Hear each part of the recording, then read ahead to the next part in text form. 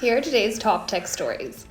The US House of Representatives just passed a bill requiring ByteDance to sell TikTok's US operations within 6 months to avoid a ban with a 325 to 65 vote. The bill does need Senate approval, and it comes amid concerns over Chinese government influence highlighted by ByteDance CEO Xu Zhikru's denial of such links. And President Biden is supporting the bill, which faces a legal challenge from ByteDance intending to fight the legislation that could lead to a ban after a 165-day period following its sign. Zalora, a leading fashion e-commerce platform, is broadening its scope to support third-party fashion brands by offering e-commerce enablement services. Utilizing its extensive fulfillment centers, logistics network, and expertise in managing fashion returns, Zalora is actually positioning itself as a key partner for brands aiming to grow in Southeast Asia. And it's already successfully onboarded more than 30 brands, including H&M, Mango, and Superdry, to its warehousing and logistics solution. Stripe's annual letter highlights its strong performance, with the company's payment volume increasing this year by 25% in 2023, surpassing $1 trillion. This $200 billion growth in a single year signifies a very significant revenue boost for the privately held company, indicating it's outpacing the general payment industry. That's big. Carsome, a leading Malaysian used car place, has undergone a leadership change, naming Eric Chan, previously with Jardine Cycle and Carriage, as its new group president and COO. Chan comes on board with 30 years of experience in the automotive sector across Singapore and Malaysia, notably in managing director positions at Mercedes-Benz dealerships. So it looks like Carsome is going to be getting an upgrade.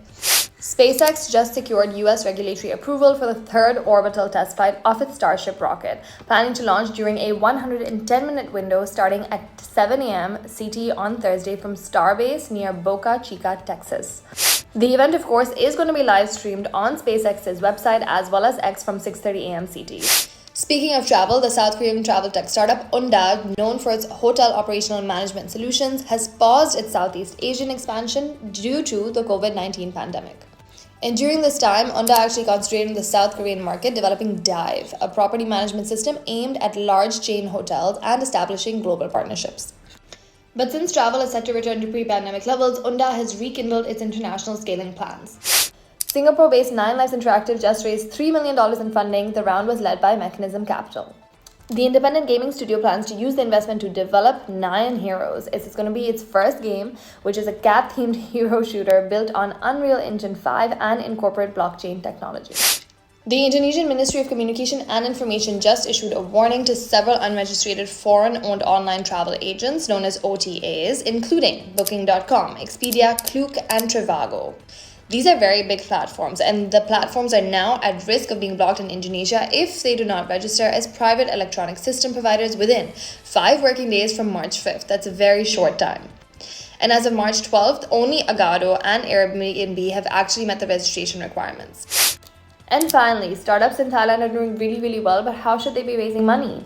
In order to raise money, you need to have a deep understanding of the environment and the ability to follow guiding stars. And that's what this article tells you up on our website. And that's it for today's top tech stories. As usual, please make sure to subscribe to our YouTube channel so that we can bring you all of the top tech stories from Southeast Asia.